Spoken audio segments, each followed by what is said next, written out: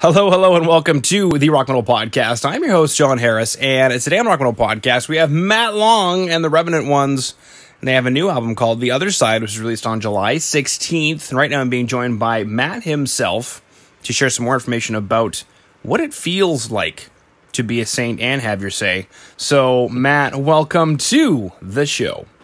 Thank you very much for having me again, John. It's a pleasure to be back. Absolutely, and if anybody out there who is following the show so intently that they know it better than I do, then you'll know that Matt was on February 17th, episode 895. So if you're on Spotify, Apple Music, YouTube, wherever you're at, go ahead and search for episode 895 or just type in Matt Long or the Revenant Ones and the Revenant Ones. Sorry, it's not Matt Long or the Revenant Ones. That'd be an interesting band name, wouldn't it?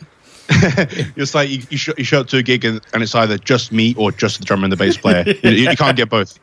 Can't get both, guys. It's me or them. Where we chatted actually about this album, and at the time you said we don't know when we're going to release it because we don't know what's going on. Yes, absolutely. It was very treacherous times we were in, and we couldn't guarantee anything. We didn't know anything, so we didn't want to say yes to anything just in case we were wrong. But here we are 6 months later on, and I can say it is coming out in 2 days' time as of Wednesday the 14th. So Friday the 16th, it'll be out. Mm-hmm. That's right. So by the time this episode airs, if you're listening in, you're watching, wherever it is you're doing, you're watching on the website, on YouTube, you're listening on Spotify, stop right now. I mean, obviously listen to my show, but also stop. It's not or, it's and. So the Rock Metal Podcast and the new album. Go listen to it. Yes, we're very excited. Yeah, really good stuff. Something that I was listening back again to the stuff, and I dig it, because the funny thing is I look at your pictures, Matt, and I'm like, oh, this is going to be one of those blues bands. This is like a Roadhouse blues band. They're going to try and sell me on something. And then I listen to your music, and I'm like, man, you guys are like really sweet, edgy, juicy, crunchy, sexy rock music.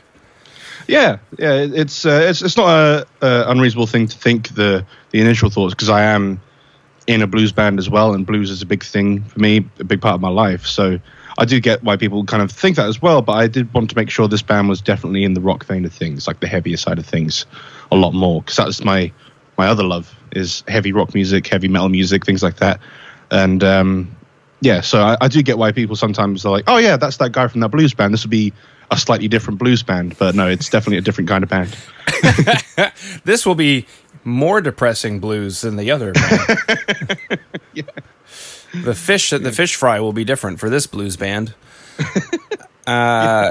Cool. Now, I guess one of my cool questions for you is, blues to rock really not that far off musically, right? But for a lot of people out there, they're like, man, like those are two different worlds apart. So I'm kind of curious, do you show up with a different guitar? Do you show up with a different overdrive pedal? How do you go from blues to rock? Is it as simple as neck pickup to bridge pickup? What happens? Actually, surprisingly enough, not a huge amount changes. Mainly because I can't afford to have two different rigs going on. Because I'm a young man and I'm a musician, so that means I make no money. A true blues player at heart. You have no money. Exactly. So I kind of got a rig that can do basically everything that I wanted to do, including the blue stuff and then all the way through to the heavy stuff. The guitars, as much as I would like them to change, they don't at the minute until I can afford to get a Revenant One's guitar. So it's basically just whatever one has got the freshest strings on it, I'll bring that onto the gig. And even as far to say as the band members are exactly the same in both bands, which is really interesting, because definitely we still play completely differently, and it still feels completely different, despite having pretty much all the same members minus one person. It just, I get it. We're just in the different mindset of each band. We're in the blues rock mindset and then the heavy rock mindset, depending on the gig. And it literally means we could be in the middle of a blues tour with Catfish, the blues band. And if there's a day off in the middle and someone's like, hey, I want you to do a Revenant Ones gig, we can literally just go after that gig there, do a Revenant Ones gig. Paul, the keyboard player in Catfish, can have a break and sit at the bar and have a nice time whilst we play a Revenant Ones gig. So it is it's like a Swiss Army knife kind of situation going on. We can fit in pretty much anything we go in. And my my rig is the same kind of thing as well. It can literally just do everything I need it to. So it's kind of handy having the same things every time, so you're a bit less confused as to which ones you have per gig and the whiplash and all that kind of thing going on. So it's interesting. Mm-hmm. Yeah, you're complaining about not having a guitar, but if you look to your right, you'll see at least 5. Yeah, I know what you mean. These are all very, very blues central guitars. Is the thing. I'm kidding. Well. I'm kidding. No, it's I know, but I want to get a very specific sounding thing for Revenant once. I have an idea in my mind, and once I have an idea in my mind, I'm like, nope, nothing else would do. Got to have that one. Yeah, this Telecaster will never do in this song. No. No, the ironic thing is, the guitar that I would like is the same as my Catfish guitar, but just black. That makes sense. No, that makes sense. As soon as I get the funding for that, I will. Mm-hmm. Absolutely. I mean, you could just grab one of those and paint it black, but that's not as fun. Could do. That's not as fun. No, absolutely not. Cool. Actually, I bought a used guitar a couple weeks ago, and I was looking for something else. It came up on the classified ads. Here in Canada, it's called Kijiji. In these states, they have Craigslist. There's all different. I don't know what they have in the UK that's really popular, right? But we got Craigslist as well. Similar sort of things, eBay. Yeah, all those kind of places. Yeah. It's an online classified ad. So I was looking for something else. I came across. I was like, I would love that guitar. And then I was like, so out of curiosity, I'm not in a hurry. Hopefully you're not in a hurry because I'm not in a hurry. But why? Why are you selling the guitar?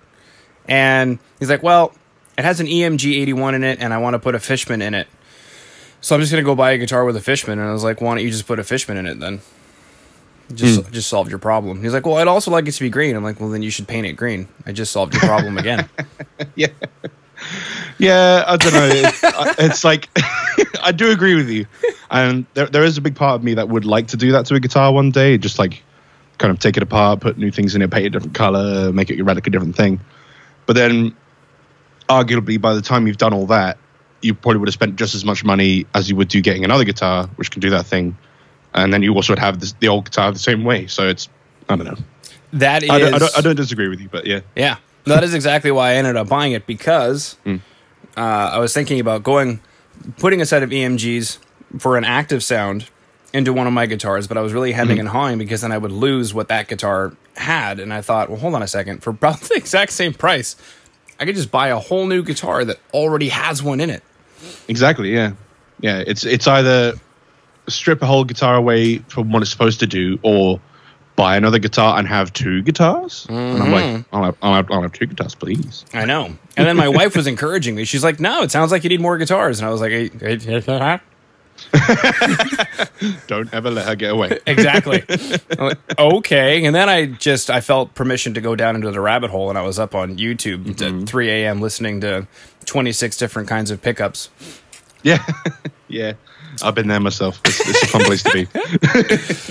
Groovy. Okay, now this album, I know we spent a lot of time, or maybe we did. I didn't listen back to the interview. I'm sure one of the Rock Metal Podcast fans who's wearing a Rock Metal Podcast t-shirt right now is telling me exactly what we chatted about in the last show. He's got the notes. But let's chat about it again anyway. This album. Absolutely.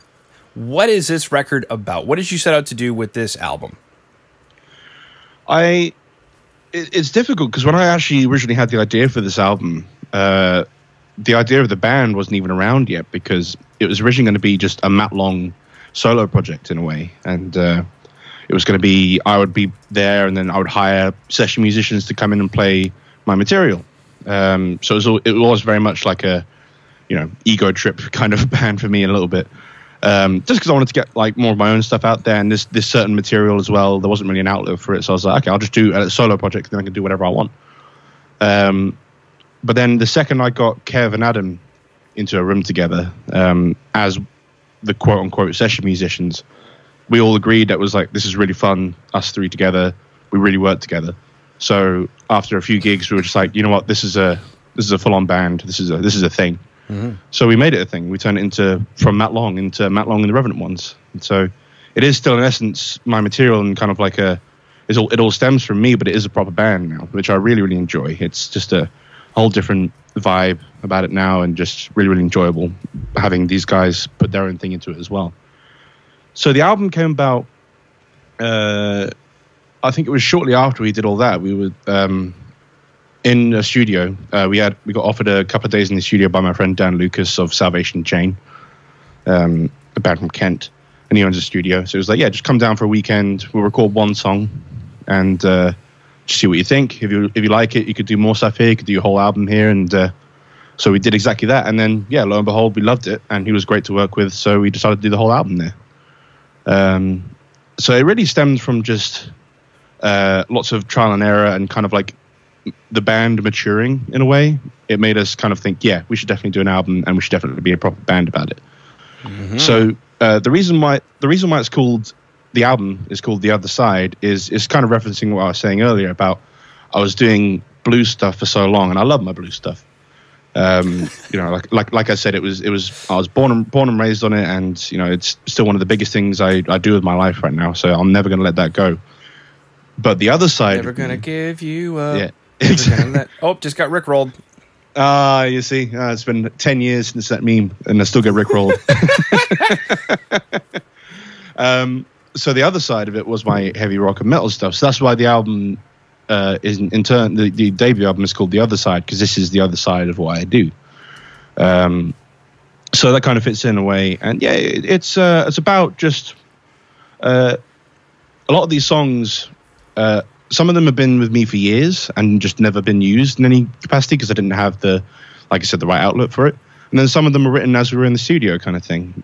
So just kind of stemmed from the actual band itself. So it's interesting having a bit of two together. So there is like a underlying theme, but it is just like me being like, okay, this is what I also do in retrospect. So it's a very personal album for me on the lyrical side of things. Like, it's like a lot of my personal experiences about a lot of the things that I like, or a lot of the things that I dislike. It's very much from my own perspective in a way. So it's an interesting concept for me, and I can't wait for people to hear it.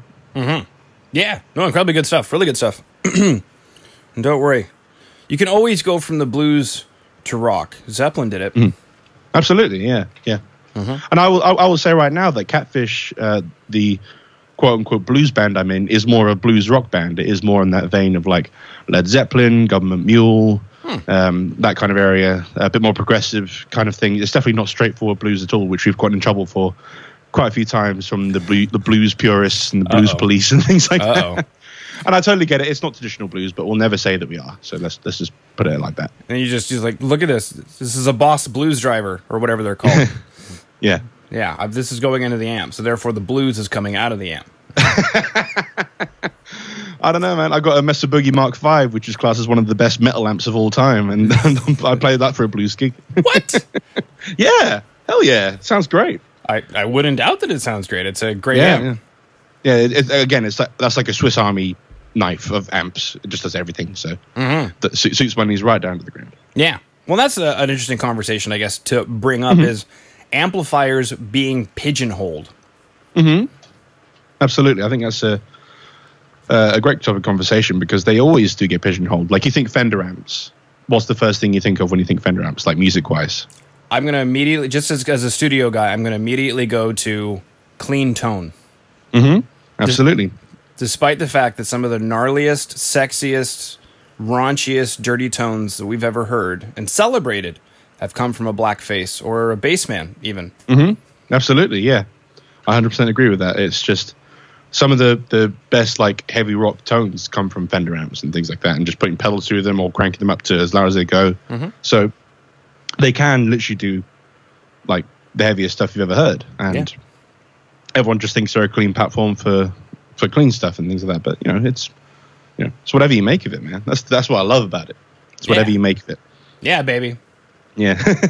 That's it. I should do like a role like in the beginning where we're introducing the show, and just like whatever you make of it. Just the way that you did it. It was so sexy. It was great. Yeah, do that little sound clip. It'd be great. Yeah. Well, I'll do it again, but with more reverb, Exactly. It's whatever you make of it, man. It's whatever you make of it. Beautiful. I love it. Oh, man, a monster at this hour? Jeez Louise. Oh, yeah. Well, I suppose it's different time zones for you, I guess, isn't it? Yeah. So yeah. Just woke up and had the kids off to the grandparents so that I could, be professional and do the show. Yeah, that's fair enough. Yeah. No, we're well into the middle of the day over here, so all right. Exactly. Okay. What else is there to chat about as far as the album is concerned? So is the Mark V, is that what we're hearing on the record? Actually, for the record, Dan encouraged me, the producer encouraged me to try out a few different amps, especially for rhythm stuff, like the backing guitars, things like that. So I was using actually a lot of it was a Marshall JCM 900, 800, 900, one of those two. I can't remember now. There's a picture of it on my Instagram. Such a big difference between those two amps, Matt. I know. One is great, the other's disgusting and should have never have been born. I know. I think it's the good one. I think it was the 800, so that's fine. It sounded good to me. No, I think there was two different Marshalls. I think one of them was an 800, the other one was 900. I think he tried blending them together and it sounded great. Of course. We used a Cornford amp for a little bit, a Richie Kotzen Cornford amp. None of them are being made anymore. So that was interesting to play through. A Selma amp, like a 70s Selma, which I'd never plugged into before, but Dan plugged me into that, put a massive fuzz pedal in front of it and an octave pedal, and it just sounded like Satan. To the point where the track was called Satan. Like the audio track that had that track on, the guitar on, was just Satan. And one of my favorite things to do when we're in there was like, I don't know, man. I don't know. I think it needs more Satan. It does. Just so it was such a satisfying thing to do, and literally it was just like octave down, just like it was just filthy sounds. So I did experiment a lot with that, and then a lot of the clean stuff. He was showing me a lot of his nice Fender amps and things like that. And it was really nice just to kind of experiment about a little bit more. But all the lead stuff, all the solos, pretty much were all done on my Mesa Boogie Mark V. So that was a thing I wanted to keep, because that is my tone, I guess. So I wanted to keep that in there. So a little bit of me, but then a little bit blended of what Dan had in mind as well. And I always say you should trust a producer, because especially if he owns the studio and if he knows the studio and if he knows his amps. I'm just like, yeah, this guy knows how to make good sounds. In fact, actually. The reason I went with Dan was because I heard a lot of his band stuff, Salvation Chain, and he obviously did all the recording for it and producing and things like that. And I was like, yeah, that sounds amazing. I want to get that kind of thing going. Yeah. So I went into it trusting him, knowing that he's going to get a good sound, which I think is a really, really like helpful thing to do. It really just like takes a lot of weight off you, knowing that you got a producer who knows how to get you a good sound. It's just like, yeah, I know exactly what you want to do. Yeah. Yeah. There's so many things about that. It's just yes, all the yeses, Matt. All of the yeses. All of the yeses. I was recently chatting with a band that said, we want a heavier sound. I said, okay, can you give me an example? So I went to the track that they sent me, and I said, they're using an octave, either an octave pedal, or they've tuned it down on the computer, either way, or they're using a whammy wah. They're doing something to add in a track that's down an octave. And they were really shocked by that. And I said, it's been going on for years. I mean, just go through any tablature book. I've got one from Dawkin, and there's notes in there from 1984 saying that they were using the Boss octave pedal. That's cool. Yeah, to get some heavier stuff in there. So and fuzz as well. It's a pretty common thing. And I had a hard time believing it. I said, okay, in Sad But True from Metallica, where it's like it sounds really heavy and nasty whenever they go bow, bow, bow. Like that part right there was tuned down, a baritone tuned down, so it was a full octave below through a lipstick single coil, and they called it the Hetfield God sound. You call yours Satan, they called his the God sound. But yeah, newsflash for anybody listening in, studio trick. If you want to sound thicker and heavier, especially on parts that call for it, if you do it on a part that doesn't call for it, it'll be a train wreck. But down an octave, baby. And then find a producer. Don't go into a forum and then come back with a bunch of nonsense when you go into the studio. Like, hire somebody who's a professional who can help you. Absolutely. Yeah. I think it was really important for me to be like, I didn't want to do it the same way that I've been doing it with Catfish, the blues stuff, because it wasn't the same kind of sound. So I was like, I wanted to try something completely different. So I actually wanted to be like, I want to trust the producer, because obviously before it was all with my dad, Paul, who's also in the band. So it was all very in-house. So it was very cheap to do, but it took a long time to do it. And, there was always the opportunity to tweak it a little bit more. So it took fucking forever. Sorry, am I allowed to swear on this? I'm sorry. You did already. I'm sorry. There we go. It happened. It was just it's a great process to do it that way as well. But for this one, I wanted to do it completely differently and just be like, I want to put it in the hands of someone else as well. But that person will have to be willing to listen to me, and I'll have to be willing to listen to him about what the tones are and what we're trying to go for. In fact, the first thing he did was when we got in there for the first time was he sat us down and he just said to us, right, show me some of your favorite albums that you like the production of, like you like the sound of it, and what are you trying to go for in relation to that. So we did exactly that. We showed them a whole bunch of albums from a whole bunch of bands that we liked. I think I remember showing him a bunch of Alter Bridge stuff, but also a bunch of like Led Zeppelin stuff, things like that, a lot of old school things, but new, but also modern things. And we said, we want to get right in the middle of that. And he said, yes, I know exactly what I need to do for that. And he was like, you need this, you need that, you need the other. And I was like, yeah, that's exactly it. Yeah. So trust your producer, or find a producer that you trust, certainly. Yeah. It made me think of Mark Tremonti's custom amp, which is gorgeous. Yeah. Oh, yeah, yeah. I'm jonesing for one of them, I have to say. That's right. And then you could, since your dad's in Catfish, if I understand correctly, then it could be, yes. You could really kind of put a little jazzy twist on it. You call it Daddy Long and the Catfish. Oh, God, I hope he never hears this and he gets that idea. Because Papa Long would be a little bit different. Papa Long and the Catfish, or Daddy Long. I got to say, he has actually got... He loves like education. He's been bettering himself over the whole last few years. He's got like a degree in history, and he's like got a master's in like music. And I'm like, you need to go for your doctorate in music, so then you can call yourself Dr. Long. That's right. Isn't that just the coolest like stage name ever? Yeah. Just like, I'm tempted to go for it. If he doesn't want it, I'll go just get doctorate in something and just in go for it. Yeah. Underwater basket weaving. Yeah, absolutely. Be easy. Yeah. What's your thesis on? We switched over to not making it in water. That's my whole thesis. Just don't do it. Yeah. I just wanted to have my say. Okay. Cool. So there we go. Matt, I believe we covered everything. We talked about switching over from blues to rock, buying new guitars. I rickrolled you. We chatted about the Mesa Boogie Mark 5, the JCM 800 and 900 Octave Fuzz, getting with a producer. We chatted about the album, the process into the album. And then again, for anybody who wants to check out the previous episode, is 895. So just look up Matt Long on the website, rockmetalpodcast.ca, and it'll pop up. And then you can enjoy both interviews, because actually the previous one did include the Revenant ones.